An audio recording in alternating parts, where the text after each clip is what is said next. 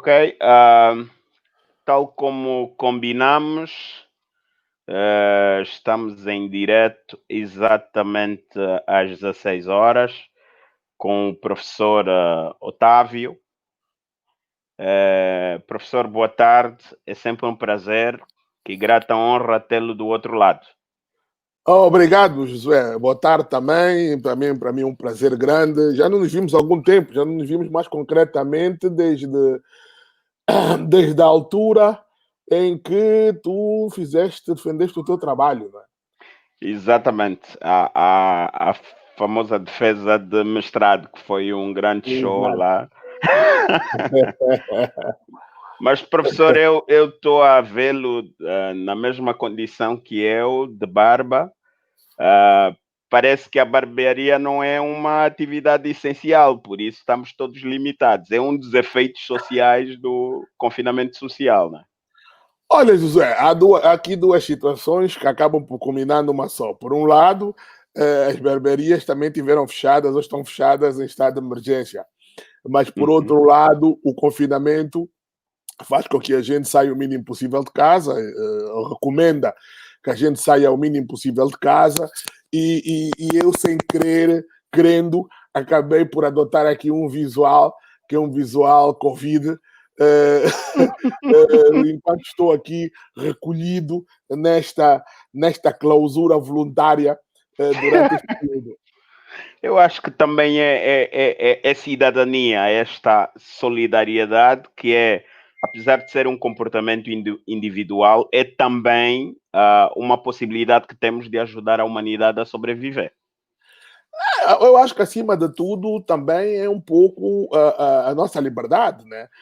Por incrível que pareça, estamos aqui até num certo paradoxo, ao mesmo tempo que estamos confinados e que temos os nossos movimentos limitados, temos um espaço de liberdade para podermos, enfim, a outros níveis, numa outra dimensão, pensarmos a vida, a sociedade, as nossas relações sociais, enfim, todos os desafios daquelas sociedades na qual estamos envolvidos, e não só os desafios que este Covid e que este momento nos trouxe. Então, eu acho que aqui o desafio maior é nós conseguirmos exercitar essa nossa liberdade de pensamento, essa nossa liberdade intelectual, essa nossa liberdade de questionamento sobre o mundo em que a gente vive, que a gente se encontra, e os seus problemas, enfim, dentro de um confinamento. Então, eu quero lembrar aqui às pessoas que nos acompanham, professor, hoje há uma grande expectativa. Ontem tivemos com a Câmara, hoje com o professor, e nos próximos dias teremos outros intervenientes. Recordar aqui a quem nos assiste que nós estamos diante de uma iniciativa do Centro de Estudos Jurídicos, Económicos e Sociais da Universidade Agostinho Neto e do Centro de Pesquisa do Instituto Superior Politécnico de Tecnologias e Ciências, onde se está a desenvolver um estudo sobre os efeitos sociais do confinamento social, uma iniciativa de pesquisadores que, para além de professores, dedicam parte das suas vidas a entender essas liberdades que o professor sugeriu, a liberdade de pensamento, a liberdade intelectual. Professor, essa liberdade é uma condição sem a qual as sociedades não desenvolvem, não é? Sim, sim, é fundamental e é importante que a gente se habitue, de facto, a lidar com esta liberdade, com a liberdade também com esses condicionamentos. Eu lembro-me sempre de uma história do grande filósofo Immanuel Kant, que nunca tendo saído da sua cidade de Königsberg, onde ele deu aulas, onde ele viveu, ele dizia que viajava muito, e viajava todos os dias. Por quê? Porque ele era apaixonado por geografia, tinha muitos mapas em casa, né, e viajava através destes mapas pelo mundo. Para dizer o quê? Para dizer que, de facto, muitas vezes, quando estamos limitados no nosso confinamento, quando estamos limitados, como no caso em que estamos agora, isso não nos retira a possibilidade de nós refletirmos um pouco sobre as grandes questões que afetam o mundo e que nos afetam. E é nesse sentido também que eu acho importante esse inquérito que está a decorrer. Por quê? Porque o inquérito vai trazer a nós aquilo que muita gente pensa em relação ao seu posicionamento sobre a pandemia. Não só o seu posicionamento, mas também o seu comportamento. O que é que eu estou a querer dizer? É que é possível, e este momento vem nos mostrar mais uma vez isso, embora isso não seja uma coisa inédita, a gente já, de certa forma já conhecia, que nós, sem sairmos do nosso local, podemos não só estabelecer relações com os outros, mas podemos, sobretudo, receber as sensações dos outros sobre aquilo que lhes preocupa, tendo aqui um denominador comum, que no caso é a pandemia que nos toca a todos. Professor, eu vou lhe dar um segundo para entrar na minha página do Facebook e partilhar o link da emissão por causa das pessoas que lhe são queridas e que perguntaram, questionaram qual seria o link para a visualização. Então, eu daria-lhe um Eu segundo. acho, eu Uhum. acho, José, que eu já Já partilhou. partilhei, mas vou partilhar, partilhei pela minha página, mas vou partilhar. Eu não sou muito bom nestas questões das tecnologias, Não se, mas acho que já está. Acho que já está. não se preocupe, professor, porque o professor é muito bom em outras coisas. Então, eu vou tirar Pronto. proveito naquilo que é bem melhor. Professor, estávamos a falar sobre a liberdade e chamou-me aqui a atenção a questão da liberdade sem limite. Permita-me filosofar aqui um pouco. A liberdade tem limite, se quisermos, no confinamento do conhecimento de quem exerce a liberdade. E nunca pode ser uma liberdade condicionada por razões políticas ou por outras razões que se entendam, não? Não, De que nós temos. liberdade o professor quer Não, falar aqui em eu concreto? estou a falar aqui numa liberdade que nos assiste enquanto indivíduos mesmo, né? Enquanto nós próprios. Porque há uma liberdade que nos é garantida, no caso da nossa organização política, se quisermos, que nos é garantida pela Constituição. Não é? E esta liberdade tem limites, esta liberdade tem regras, esta liberdade condiciona, de certa forma, também a funcionalidade da nossa vida, sobretudo da nossa vida pública e até da nossa vida privada. A liberdade a que eu estava a referir é que já dentro deste funcionamento destas liberdades, a liberdade que eu tenho de eu próprio me superar no sentido de ir à procura de respostas para aquilo que são as minhas inquietações, neste caso aqui, questões intelectuais e questões que tenham a ver com algo que me incomoda, algo que nos toca. Ou seja, eu não preciso que ninguém me garanta liberdade para poder estar a pensar, para poder criar, se quisermos, ou para poder dar, como se costuma dizer na gíria, dar larga a minha imaginação sobre um determinado tema, sobre um determinado sujeito. Neste sentido, esta liberdade é uma liberdade inata, é uma liberdade intrínseca a mim mesmo, como é intrínseca a si mesmo. Depois, essa liberdade tem que encontrar algum ponto de equilíbrio com a liberdade que nos é garantida pelos mecanismos que as sociedades, e sobretudo a política, que foi uma coisa que mudou muito a vida dos homens, ou que muda muito a vida dos homens, né, nos concede. Agora, eu acho é que, tendo em conta esta realidade concreta que nós estamos a viver, porque a questão que o José colocou partiu da realidade concreta que nós estamos a dizer, Exatamente. nós estamos capazes de exercer esta nossa liberdade mais intrínseca a nós próprios. Para todos os efeitos, professor, é também a liberdade uma palavra muito utilizada nesta época do Covid, uma vez que estamos coartados até por imperativo constitucional, porque aqui o condicionamento da liberdade é função sem a qual a pandemia não será controlada. Pois, porque, vamos lá ver uma coisa, eu entendo que perante o desafio que nos foi colocado, e o desafio colocado por um vírus, algo Uhum, que também faz parte da nossa existência, ficou agora uhum, aprovado, não é o primeiro uhum, vírus, já tivemos outros, mas perante uhum, a força, a violência com que esse vírus se apresentou, pondo em risco a vida dos humanos, uhum. as organizações dos Estados entenderam que era necessário, até como primeiro instrumento de combate a este vírus, desculpas, era importante manter o confinamento, era importante apostar no isolamento social. Então, recorreu-se às ferramentas e aos mecanismos que estão previstos também na Constituição para isso ser posto em prática. E o que nós estamos a viver agora é um novo desafio, que é o desafio de nós, ao mesmo tempo que estamos a fazer um combate cerrado a esta pandemia, ao vírus, nós estamos a fazê-lo numa condição de exceção, numa condição em que alguns dos nossos direitos, liberdades e garantias previstos na Constituição foram suspensos. Para quê? Para que nós pudéssemos cumprir de uma forma mais efetiva essa defesa em relação a este inimigo invisível que nos preocupa.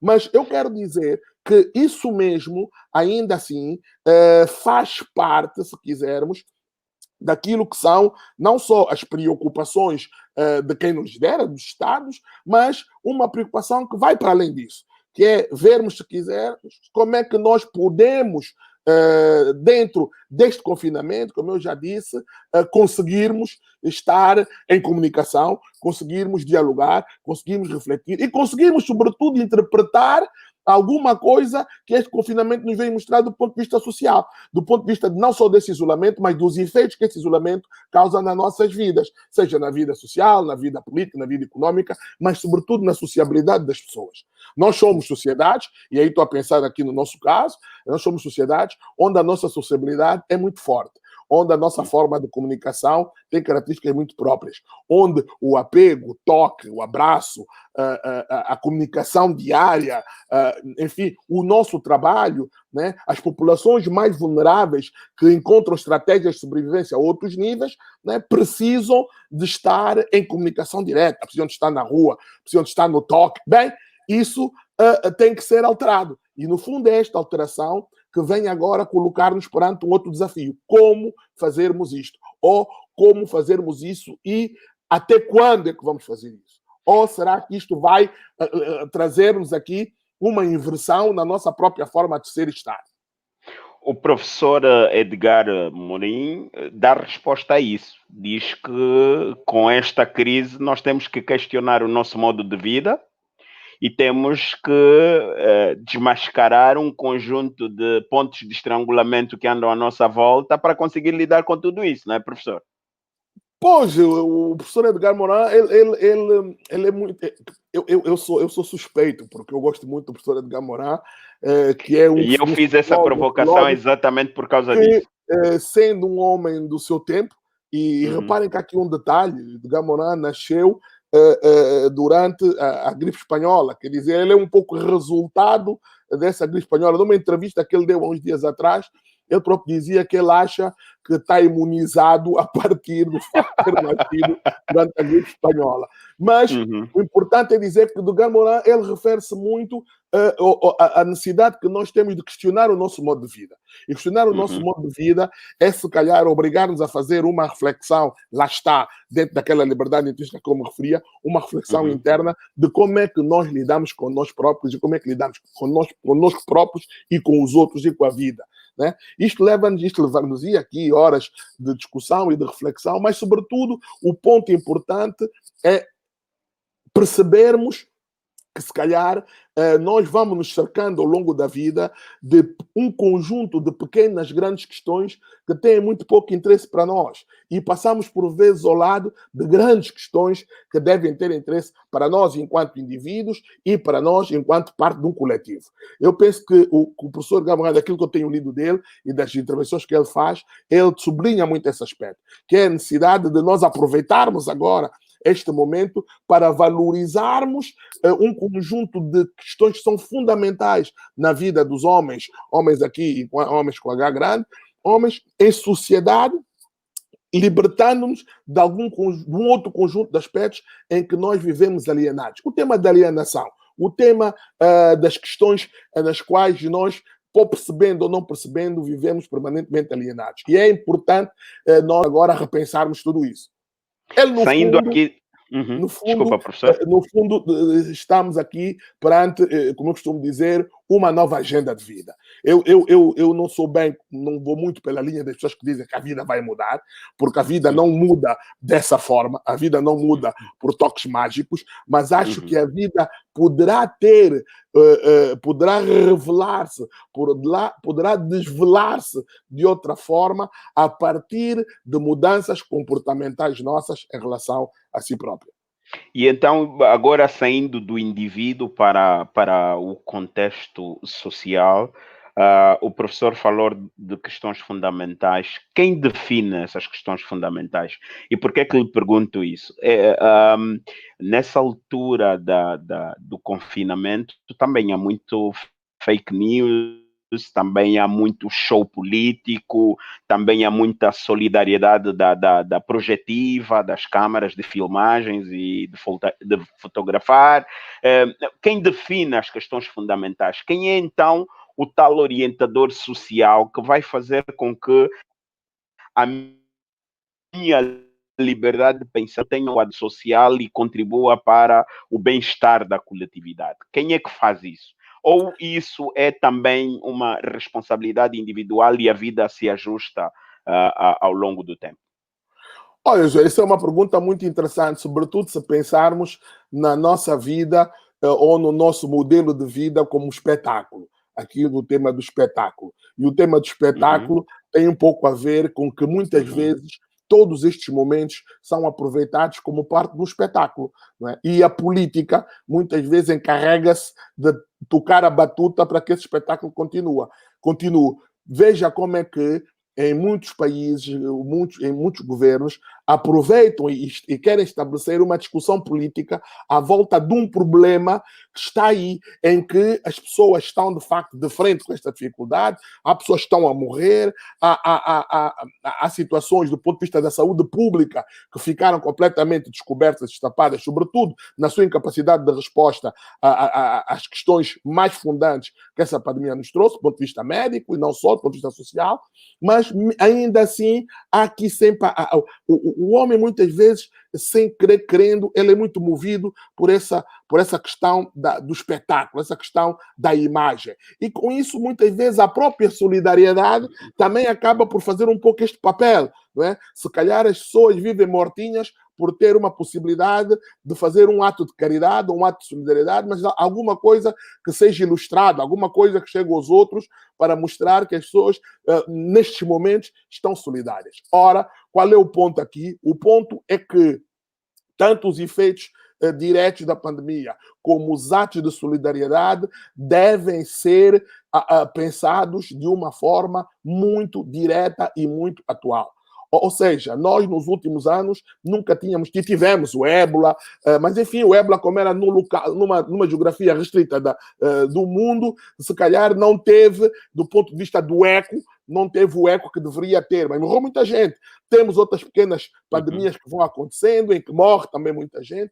Esta foi uma pandemia, está a ser uma pandemia planetária. E como tal, como o mundo parou, não é? O espetáculo é um espetáculo mais abrangente. Não é? E qual é a ideia? A ideia é que a gente saia deste nível do espetáculo e pense que grande parte das causas que fazem com que a gente não tenha uma resposta imediata para esta pandemia que nos assolou tem sido o descaso que tem acontecido no tratamento de direitos que são consignados e que deveriam ser garantidos independentemente de qualquer pandemia.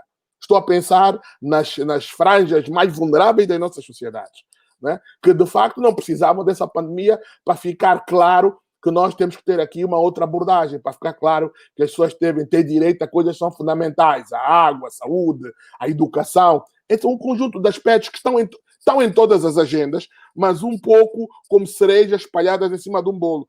Ora, não pode ser. De facto, a nossa razão de ser enquanto comunidade deve obrigar-nos a pensar nestas questões como questões fundantes da nossa existência. E eu penso que, neste sentido, o tal espaço de espetáculo que eu aqui disse perde sentido. Passa a redundância. E perde sentido por quê? Porque nós, desta vez, estamos a ser confrontados, primeiro, com a incerteza do alcance do vírus, né? A única coisa que nos está a ser garantido do ponto de vista da certeza é que nós temos que manter isolamento social. se não querermos que o vírus caminhe e viaje e ande, não é? E a certeza de que o cumprimento individual disso e o cumprimento coletivo disso mesmo é a garantia que nós temos de não haver uma disseminação maior. Ou seja, temos também aqui o tema de que pela primeira vez nós temos, por um lado, a ciência, mas temos a ciência também a lidar com alguma incerteza. Né? Professor, permita-me aqui... Voltamos a Popper, também um filósofo muito interessante, que é uma leitura de recomendação, né? Sociedade Aberta, em que é preciso nós termos muita atenção, Popper e os filósofos da ciência, Popper, Thomas Kuhn, é preciso termos muita atenção a estas certezas com que a ciência nos vai alimentando e que nós vamos acreditando. Temos que acreditar na ciência, temos sim senhor, mas temos que saber que de facto estamos também vulneráveis a que de vez em quando possa aparecer alguma coisa que apanha a própria ciência de surpresa. E então aqui tem que haver uma conjugação não cética, mas uma conjugação de interesses entre aquilo que a forma como nós lidamos com as verdades científicas, mas sobretudo a forma como nós fizemos o nosso trabalho de casa enquanto humanos. Professor, e já vamos lá para a ciência e também vamos gastar algum tempo com isso, porque há muitas críticas às universidades, não só do nosso país, mas essencialmente dos países em desenvolvimento, que eu acho esse termo muito bonito para caracterizar o nosso subdesenvolvimento, mas permita-me aqui mais uma vez agradecer a presença dos nossos internautas, muita gente a felicitar a abordagem do professor, também recordar aqui aos nossos amigos que nos acompanham, que nós estamos num exercício que, apesar de informal, acadêmico, porque é uma componente de uma pesquisa em torno dos efeitos sociais do confinamento social, que é uma iniciativa de pesquisadores do Centro de Estudos Jurídicos. Vou só buscar um copo d'água, peço desculpa. Pode ser, professor, tenha bondade.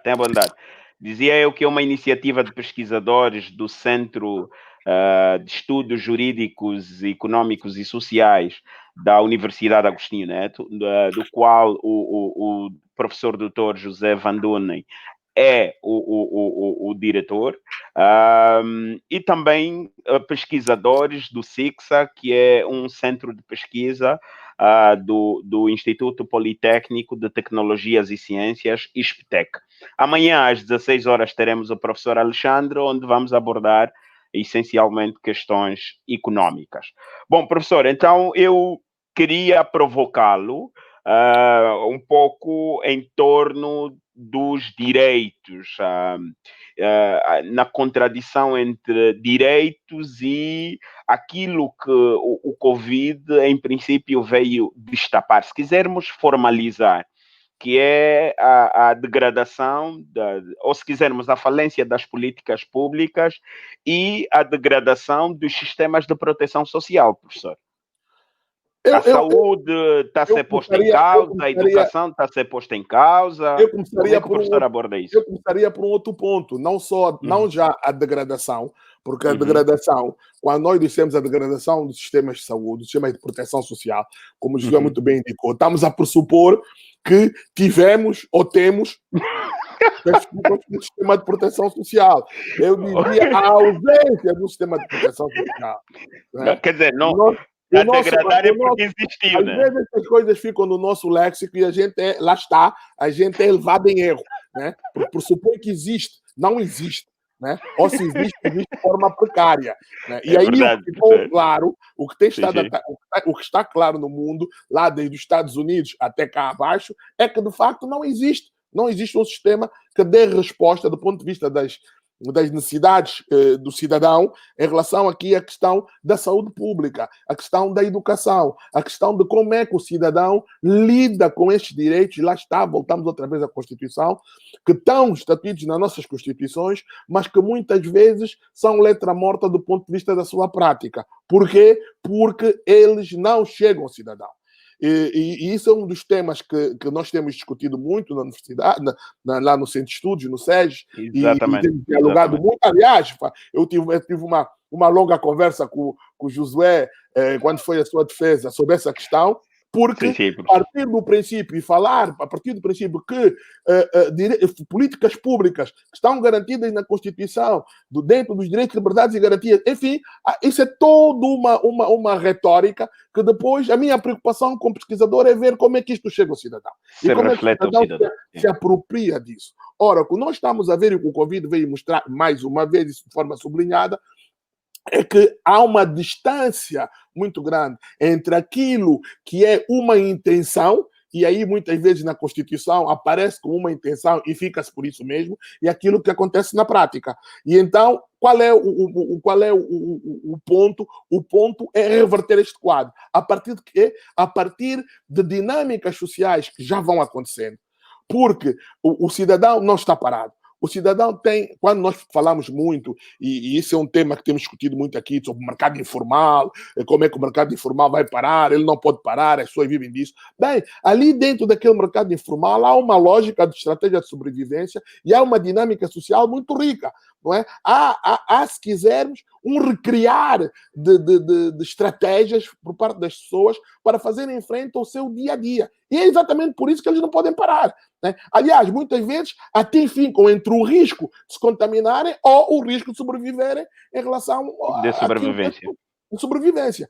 Então, o que eu quero dizer é que este quadro tem que mudar.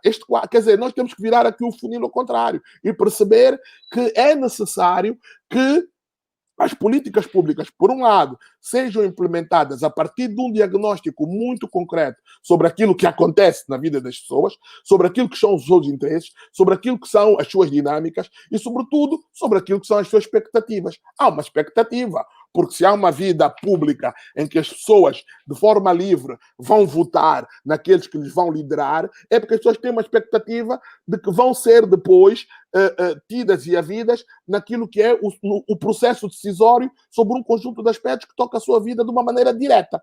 E, mas, professor, como é que nós chegamos lá? Democracias, eu vou só terminar aqui o meu raciocínio. O tema das nossas democracias representativas hoje é exatamente esse. É como é que nós conseguimos chegar lá. Eu penso que conseguimos chegar lá se nós tivermos aqui um olhar mais inclusivo entre aquilo que é uma democracia representativa e uma democracia participativa. Olha, essa é a coisa. Quando você fala com o professor, você quer perguntar e o professor responde antes de perguntar. Não, já falei demais.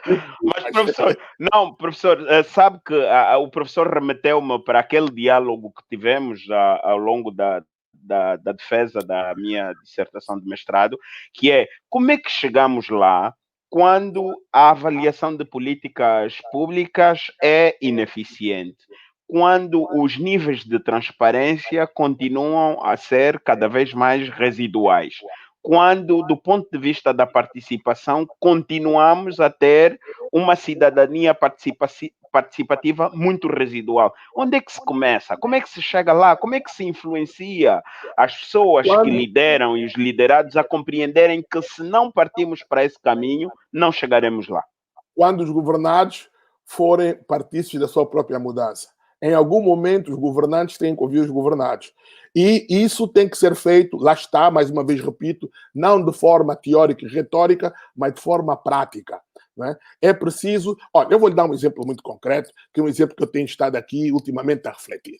Fala-se muito de que forma é que nós vamos conseguir fechar determinadas áreas da nossa sociedade para cumprirem o confinamento social. E o exemplo que vem logo à mesa é o exemplo dos nossos mercados, o exemplo das nossas praças. Não é? E pensando nisso, por quê? Porque, como eu já disse atrás, aquelas pessoas estão obrigadas a todos os dias irem para a luta, irem ganhar o seu dia a dia para poderem sobreviver. Como é que isso pode ser feito? Começa que isso não pode ser tratado da mesma forma quando nós dissemos de uma forma geral, bem, todo mundo em casa. Todo mundo em casa como? Todo mundo em casa quem? Se nós temos consciência que há pessoas que, por questões profissionais, não podem, de facto, estar em casa, por questões de necessidade, não podem estar em casa, então nós temos que ter aqui o cuidado de falarmos ou de pensarmos coisas iguais para situações iguais. Senão, estamos a pensar coisas iguais para situações desiguais. Como é que isso é feito? Será que, eu dizia isso no sábado a alguém, será que isso não implica também estratégias de comunicação? Nós temos ouvido falar muito da experiência do Senegal e daquilo que eu tive conhecimento no Senegal, uma das coisas que eles apostaram muito, entre outras, foi usar muito estratégias de comunicação que pudessem chegar ao cidadão comum, que pudessem chegar ao cidadão, porque estratégia de comunicação onde o cidadão se reconheça. Não é? Uhum. Não é? E atenção, quando a gente diz é preciso falar com as lideranças dessas praças, né? Essas praças não são supermercados, são praças onde acontece venda, compra, barganha, negócio, enfim, há toda uma infinidade de ações que podem acontecer ali. Então é preciso que a gente primeiro perceba o que é que está ali a acontecer. E para perceber o que está ali a acontecer, nós devemos tentar falar com os líderes desse negócio, com as lideranças desse negócio. Atenção, as lideranças não necessariamente são os administradores, os colocados lá pela administração do mercado. Há lideranças outras, né? Para quê? Para ver de que forma é que, então, em termos de política, a gente pode intervir para que essas pessoas possam ouvir e possam até participar numa ação, numa estratégia que lhes permita, em conjunto, encontrar mecanismos de defesa para algo que lhes pode afetar do ponto de vista da sua saúde. Não sei se estou a fazer entender. Estamos a compreender, no fundo, tentar fazer com que a gente chegue o mais próximo. Eu não estou a dizer que isso acontece automático. Eu estou a dizer que a gente deve fazer um esforço, chegar o mais próximo possível daquilo que é a realidade concreta das pessoas. Para quê? Para depois a política dessa forma. Obrigado, professor. Chegamos à metade do nosso tempo. Está previsto 45 minutos, mas a conversa está muito boa e acho que eu vou levar o professor um pouco mais para além. Mas quero aproveitar a oportunidade para o professor me ajudar a influenciar o professor Carlos Lopes, que eu sei que está a ver, porque o Dr. Guilherme Galiano deu um abraço ao professor, está aí do outro lado, que é para falarmos sobre a economia informal. Ele tem estado a fugir às redes sociais, eu já tentei negociar. Peço ao professor Otávio que depois me ajude a interceder aqui uma bajulação necessária, né? Não, porque esse tema da economia informal, e falou aí no meu querido e grande amigo Carlos Lopes, temos sido parceiros nisso. Este tema da economia informal, certamente aqui no nosso continente, em particular no nosso país, é um tema central. É um tema central. Exatamente. Eu dou só um exemplo que aconteceu noutra geografia, que diz um pouco qual é a dimensão destas coisas. Eu estava a ver outro dia no Brasil, em que, como sabe, o Estado responsabilizou-se por dar uma determinada quantia às pessoas que, de facto, trabalham no mercado informal. E a conclusão a que chegaram é que o número que eles tinham pensado não tinha nada a ver com o número real. Ou seja, tinham-se pensado em 30 milhões de pessoas e só na primeira semana já iam em 40 milhões. E com tendência a chegar a 50 milhões. Bem, estamos a falar 4, 25% da população, num país como o Brasil. E o que é que me chamou a atenção? De que forma é que nós fizemos esse levantamento e essa avaliação aqui nos nossos países. E aqui no nosso país em particular.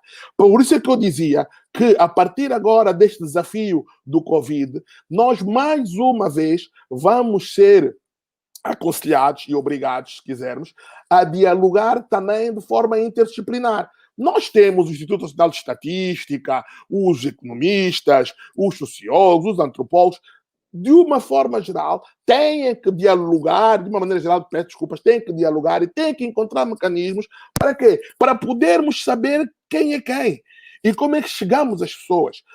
No fundo, ver o estado da arte, como se costuma dizer, para podermos formular política pública. Eu imagino a dificuldade que não é para os nossos colegas que trabalham em saúde pública lidar com fenómenos que em algum momento resvalam para outras áreas do saber e que eles, que não são obrigados a saber nem a ter conhecimento disso, ficam, às vezes, a navegar em águas turvas. Por quê? Porque o Covid, como já está aprovado, não é um problema só de saúde pública, é um problema de saúde pública que está intimamente ligado a um conjunto de aspectos sociais, econômicos, políticos, aqui do ponto de vista da política pública, extremamente importantes. Então, a minha preocupação, a minha angústia, se quiserem, é de que forma agora é que nós, primeiro, costumo dizer, não nos ficarmos só pela constatação daquilo que o Covid veio trazer, veio destapar.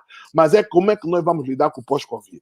como é que politicamente se vai lidar, politicamente aqui no sentido de política pública, se vai lidar, como é que os decisores políticos vão pensar e formular política no pós-Covid. Por quê? Porque se precisavam de um diagnóstico de forma bruta e direta, o diagnóstico está feito a olho nu. Né? Agora temos uma oportunidade para, de forma muito específica, tornar a pegar nele e tornar a ver então de que forma. E, sobretudo, aproveitando uma coisa que poucas vezes fala, aproveitando a criatividade, a proatividade e o interesse que essas classes mais vulneráveis têm em sair do quadro em que se encontram.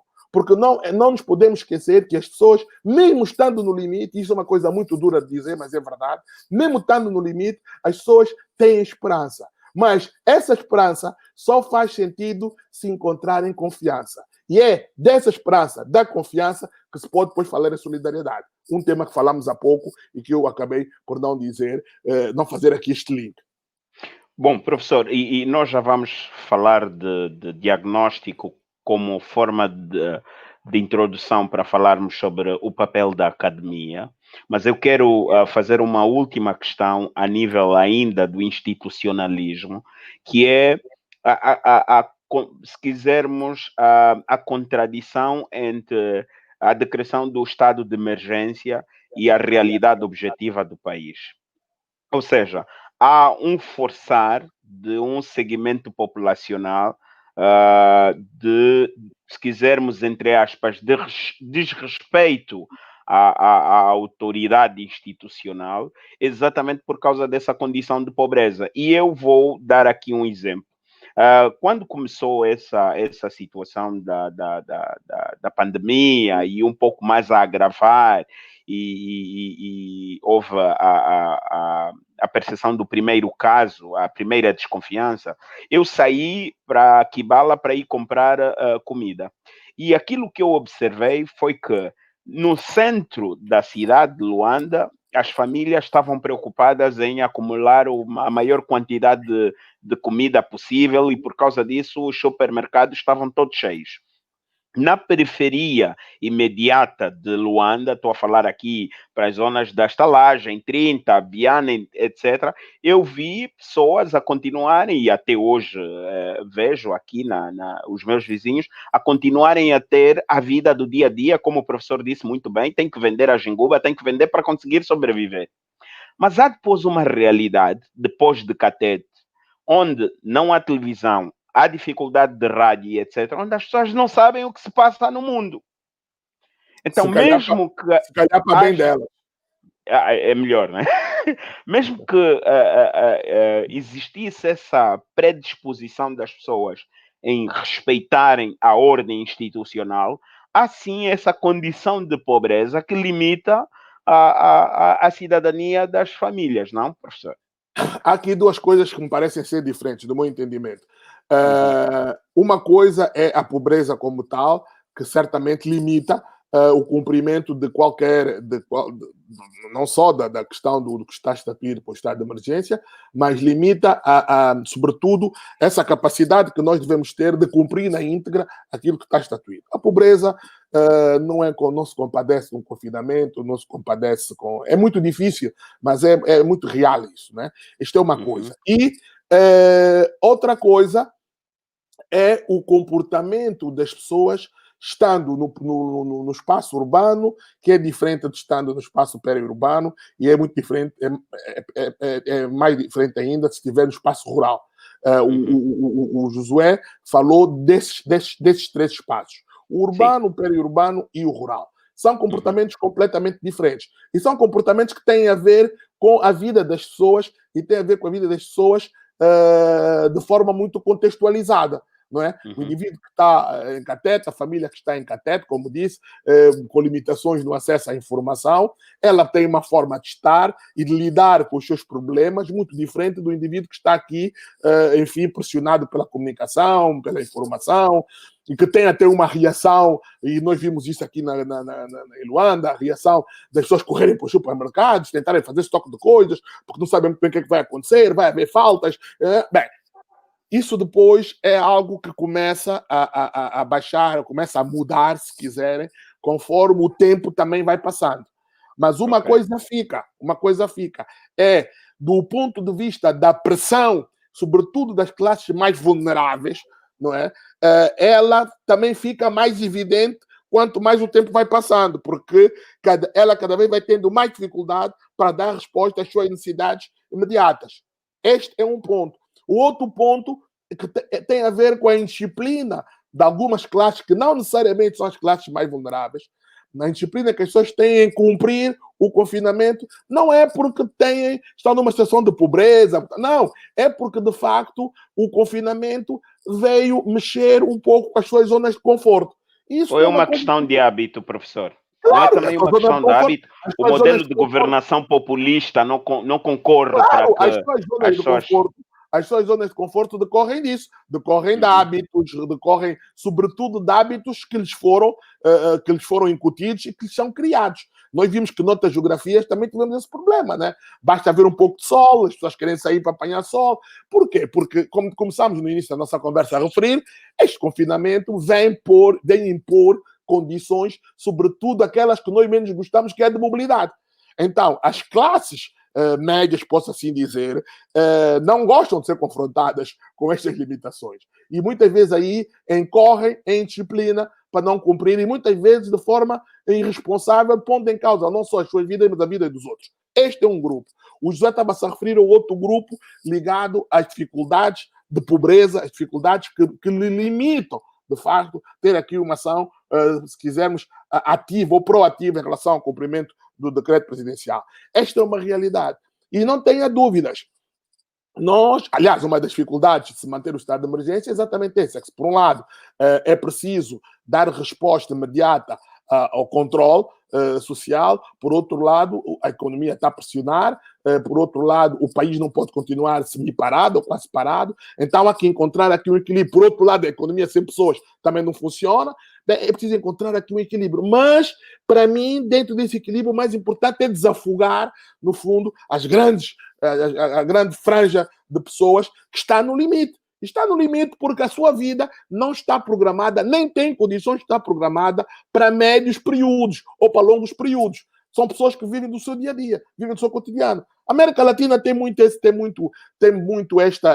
problema também, e há um livro muito interessante que eu recomendo do Josué, de um escritor peruano, o professor Hernando Soto, que fala, um livro muito interessante, cujo título é Economia Subterrânea. E, no fundo, a reflexão dele é exatamente essa, é que nós temos aqui, num primeiro plano, o mundo na sua vida e na sua dimensão sociopolítica e econômica, mas temos depois aqui um submundo, podemos chamar assim, que este não para, né? E que tem uma influência muito direta lá para o primeiro patamar. Muito direta e até, de certa forma, preponderante, se quisermos, dependendo das Obrigado, proporções. professor. Voltar a fazer recordar, professor, são muitas pessoas a agradecerem a abordagem e a Eu elogiarem agradeço. também e a disposição do professor em estar a falar. É uma aula gratuita e eu tenho a grata honra de tê-lo aqui do outro lado.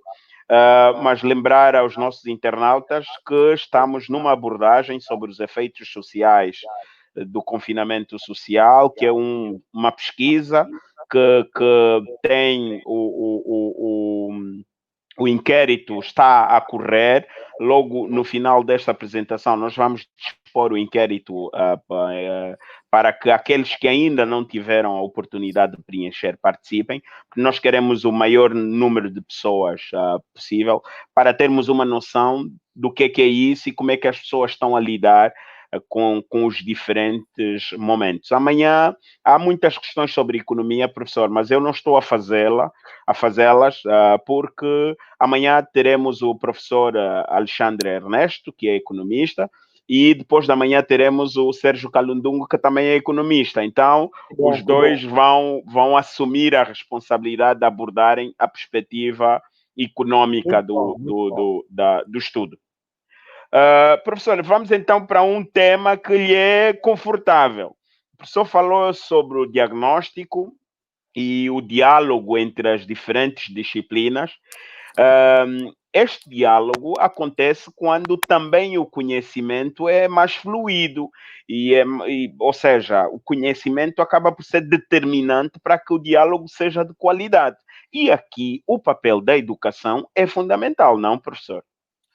É fundamental, sem o qual nós estamos, de facto, a passar completamente ao lado da mola impulsionadora para termos aqui uma mudança e um outro olhar das coisas.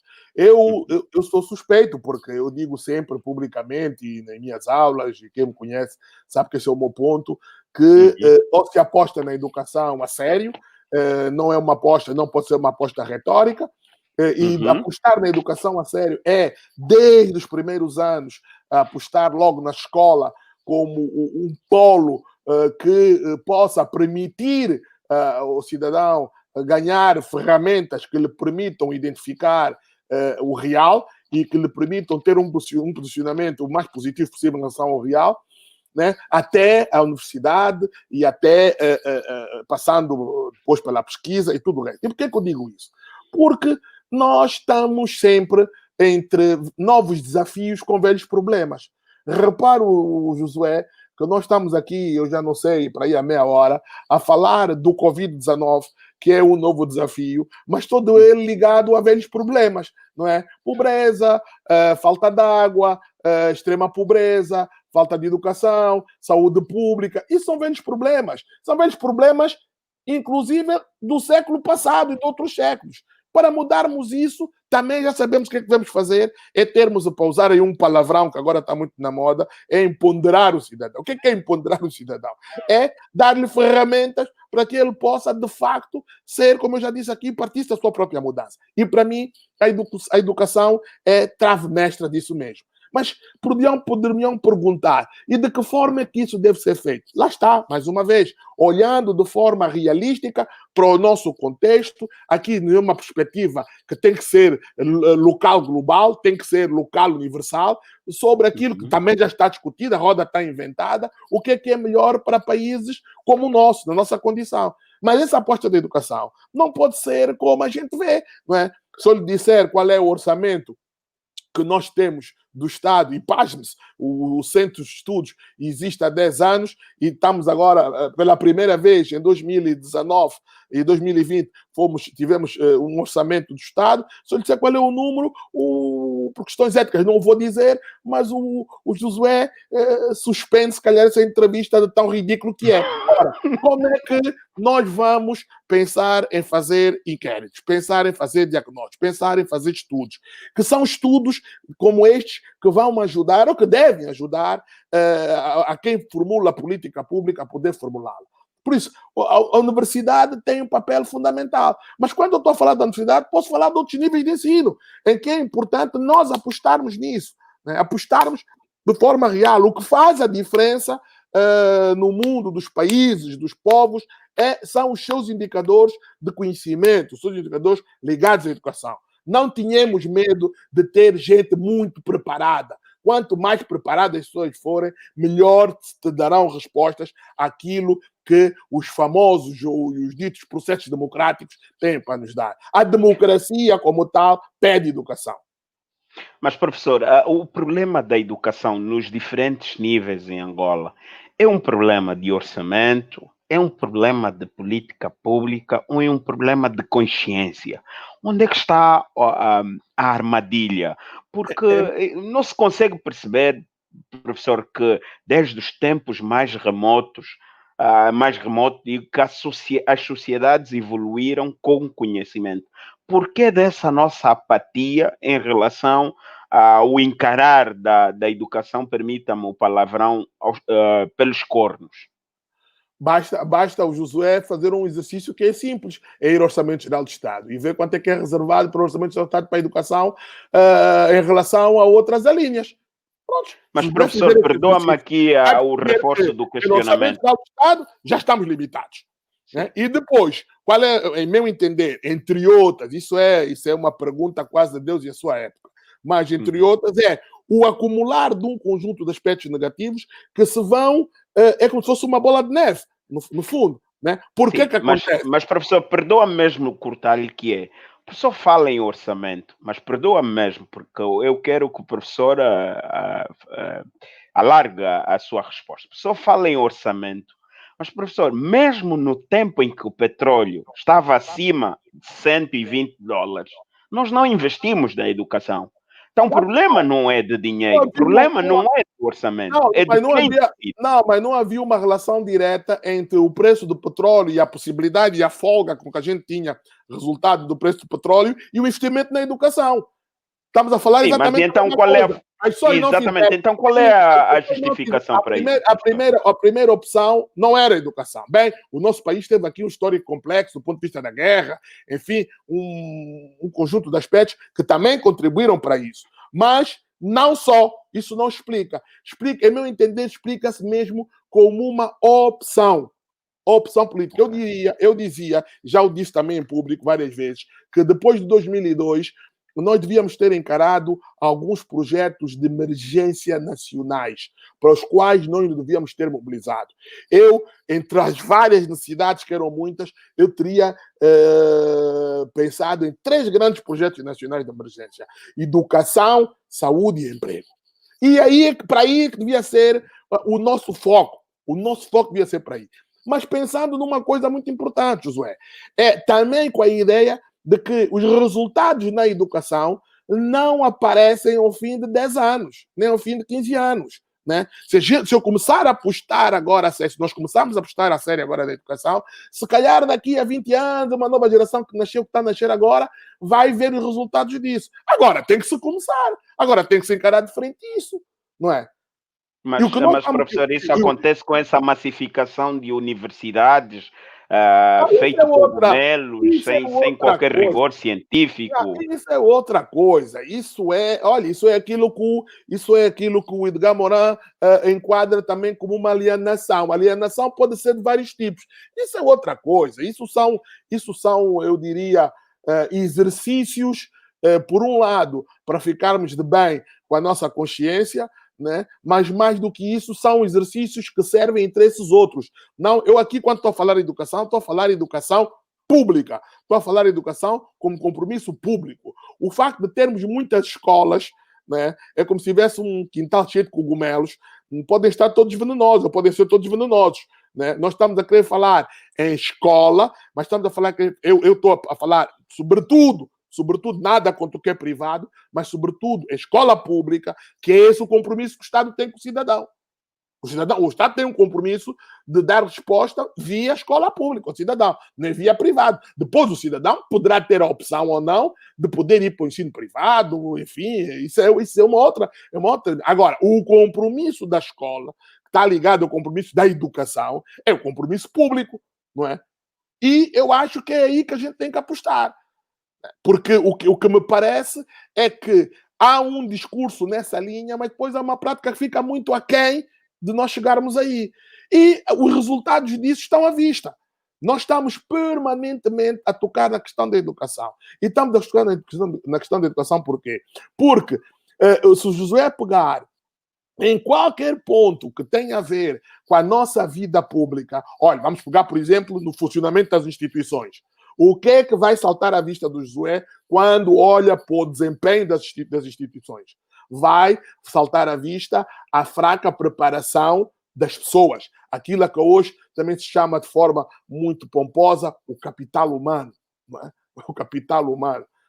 Então, vamos provavelmente falar sobre isso com a professora Noelma Abreu. O capital humano, exatamente, o capital humano deve-se a quê? Deve-se à preparação, deve-se ao saber fazer. Que também não podemos ter aqui uma lógica da educação no sentido só da quantidade. Nós temos que ter aqui uma perspectiva que nos leve para a quantidade e para a qualidade, para alguma resposta mais ou menos imediata de médio curso, embora esses processos não sejam processos imediatos, como eu já disse, mas sobretudo da qualidade. É isso que nós estamos a dizer. Porque senão, como dizia um sociólogo também muito conhecido, nós podemos correr o risco de estar a criar exércitos de reserva. O que são exércitos de reserva do ponto de vista sociológico?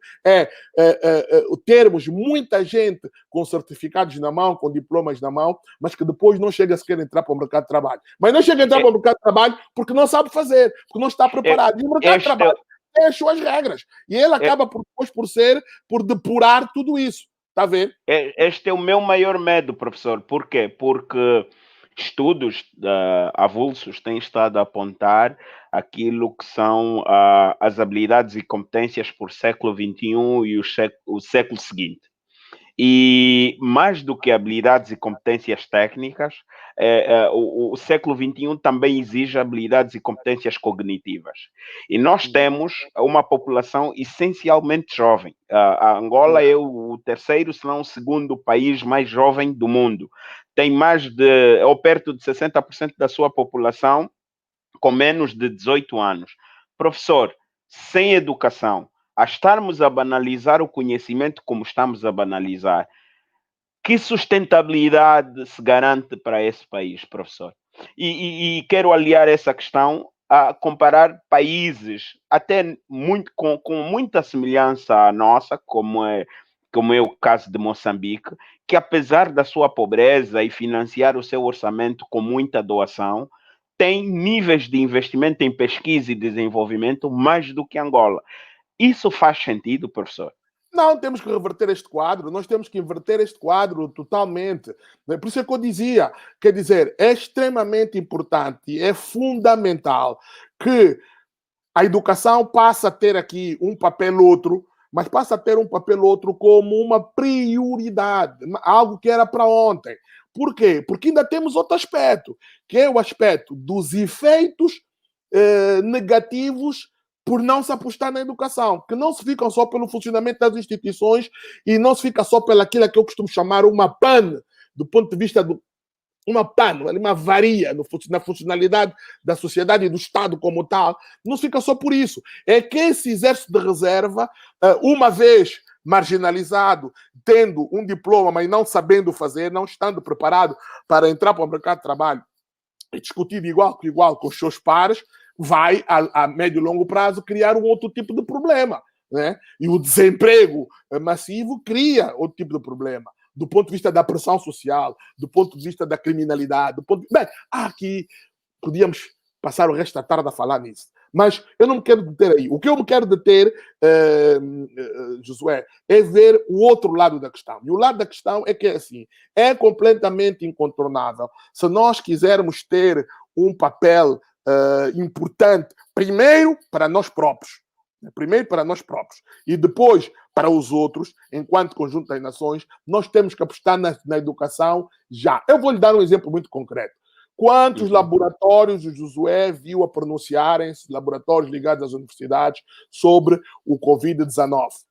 Enfim, tivemos agora um grupo de cientistas, pouquinhos, mas, enfim, é de saudar os meus colegas da universidade, mas quantos laboratórios viu a pronunciarem-se contra isso? Mas agora já não vou para o Covid-19. Vou lhe perguntar sobre o paludismo.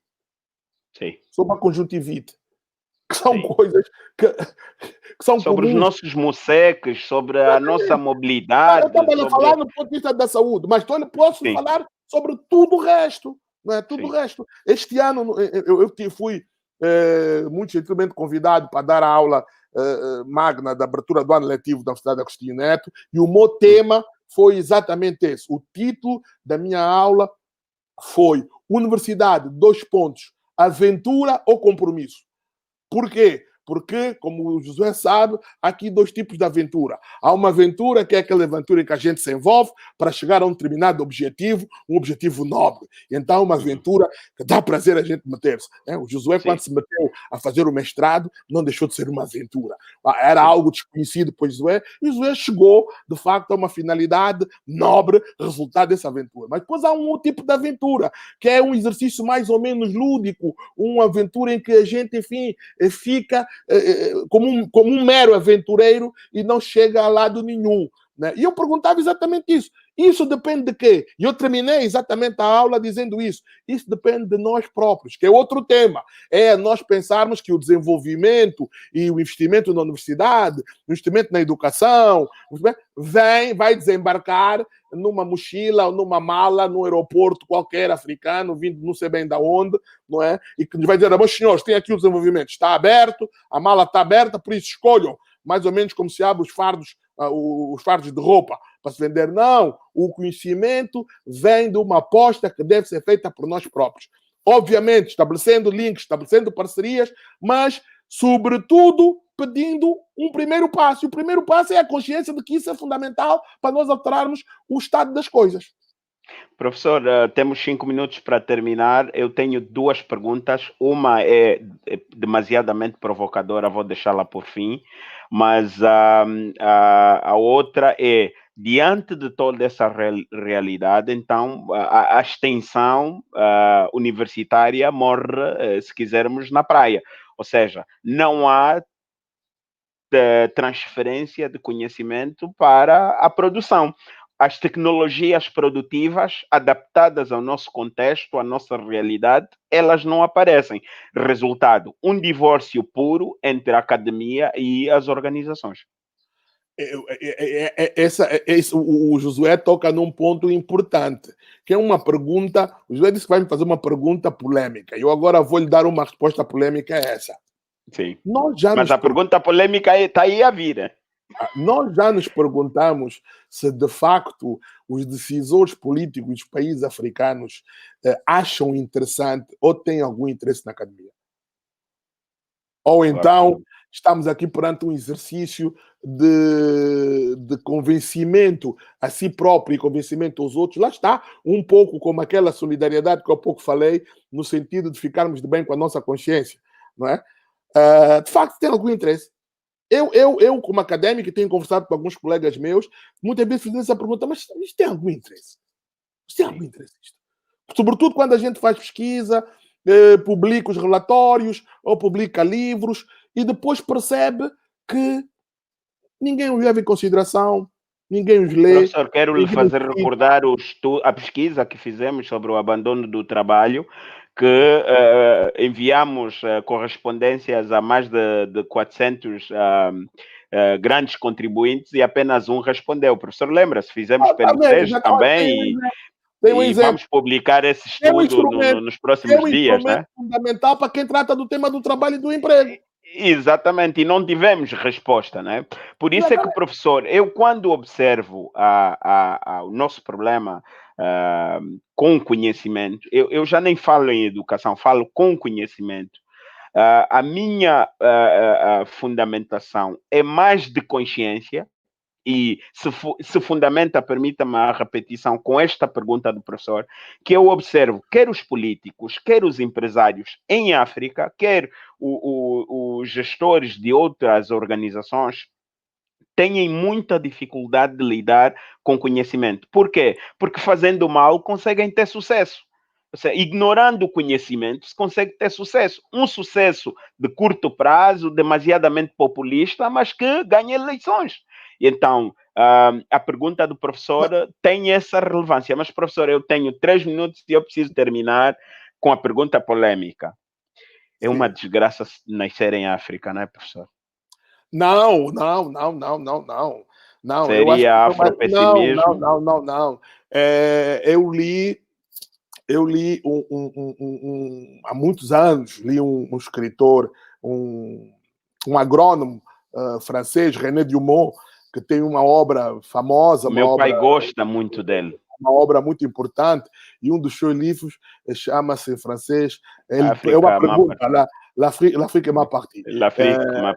E pelo título a gente pensa que ele vai discorrer só sobre desgraças, mas o livro acaba por nos apontar um caminho que é um caminho de esperança no continente. E esperança por quê? Esperança porque nós temos, como eu já disse aqui, mesmo nas camadas mais vulneráveis do nosso continente, nós temos doses homeopáticas de esperança. E temos uma vontade, para usar aqui uma expressão de Nietzsche, uma vontade de poder. Poder aqui no sentido de poder transformar-se. Não é? Não é poder político, é poder mudar, poder transformar-se. E isso tem sido, se quiser, um combustível dos países africanos, mais concretamente das populações africanas. Mas nós temos tempo para isso, professor. Temos tempo para isso. Ainda temos recursos para isso, para sermos cobaias, para experimentos. Não, até me preocupa como é que o Josué, como um jovem, está tão cético. Não, eu estou a perguntar, eu não estou a passar opinião, eu estou a polemizar, problematizar. Exato, eu não sou um afropessimista, nem sou um afro-otimista, eu sou um afro-realista. Eu acho que a partir da realidade concreta em que nós nos encontramos e que, atenção, já tivemos situações muito mais complexas. Continente africano, basta ir à nossa história e perceber isso. Já tivemos situações muito mais duras que nós conseguimos ultrapassar. Penso que agora estamos outra vez. A África vive muito de tempos a tempos em que chega a situações de bifurcamento. Ou vai para um lado ou vai para o outro. E nós estamos outra vez numa situação de grandes escolhas, sendo que já temos instrumentos que nos podem ajudar a escolher melhor. A democracia, a liberdade, mas não temos a independência econômica. Logo, se não temos a independência econômica, as outras todas ficam condicionadas. Então, há uma que está acima de todas elas, que é a vontade que os africanos têm que ter em querer mudar o quadro em que se encontram. E isto não vai só de vontades. É evidente que temos que nos socorrer daquelas outras ferramentas que temos à mão, e aí vem, de facto, o modelo que nós queremos, se é um modelo de democracia representativa, participativa, qual é o peso que elas têm que dar, o respeito pelas instituições, o respeito que as instituições têm que ter pelo cidadão, a forma como elas se equilibram entre elas e respeitam os seus espaços, que é uma coisa que no continente africano a gente vê uma excessiva politização da vida pública, a gente vê uma judicialização da política, a gente vê um conjunto de aspectos que acabam por constituir elementos para levar o continente para a pana em que o continente se encontra. E qual é a minha esperança? A minha esperança é também que as novas gerações, aliadas às gerações mais velhas, porque as ideias não têm idade, é que a gente consiga encontrar plataformas de abordagem daquilo que são os nossos grandes desafios. E aproveitando muito a nossa história e perspectivando já um futuro que tenha muito a ver com essas nossas grandes opções. Colocadas na prática, José. Professor, eu vou lhe pedir mais um dia, porque é uma aula e o professor não tem noção, porque eu sei que por via da plataforma que estamos a usar, o professor ainda não está a ter acesso aos comentários. O professor não tem noção da quantidade de reações, mas esta última abordagem do professor levantaria uma série de questões e eu acho que vai ser o nosso próximo tema, que é, ao mesmo tempo que há este otimismo, há também uma excessiva patetização das sociedades africanas por via de muito show político que arrastam multidões. Há também uma preguiça mental de um segmento populacional que tem alergias ao livro, ao texto, ao pensamento. Então, nós vamos abordar isso numa próxima oportunidade. Quero mesmo agradecer a sua predisposição para este encontro. Nós passamos 8 minutos da 1 hora de conversa, mas ainda assim foi muito bom, professor. Muito obrigado por ser esse angolano que orgulha os angolanos.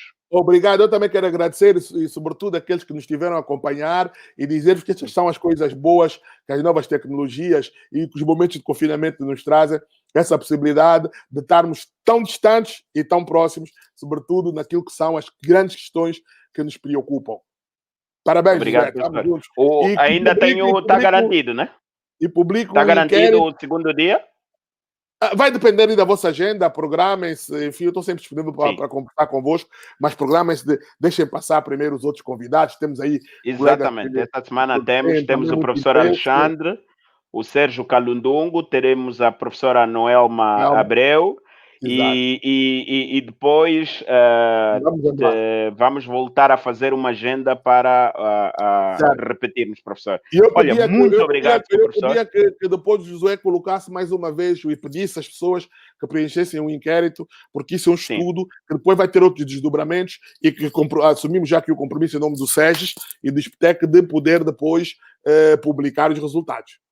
E também convidar os internautas a visitarem o SES, a visitarem os diferentes laboratórios de análise que existem. Nos próximos tempos, nós vamos publicar por via do SES o estudo sobre o abandono de trabalho. Estamos a fazer esse sobre os efeitos sociais e há um estudo também em carteira sobre os efeitos sociais do Orçamento Geral do Estado. Professor, muito obrigado. Eu é que Um agradeço. abraço a todos os internautas e estamos juntos. Aquele abraço. Estamos juntos. Obrigado. Obrigado, professor. Olha, então, muito obrigado a todos. Foi um grande prazer. Tivemos aqui o professor José Otávio Serra Vandunen. Como já dissemos, nos próximos dias teremos, amanhã teremos às 16 horas o professor Alexandre.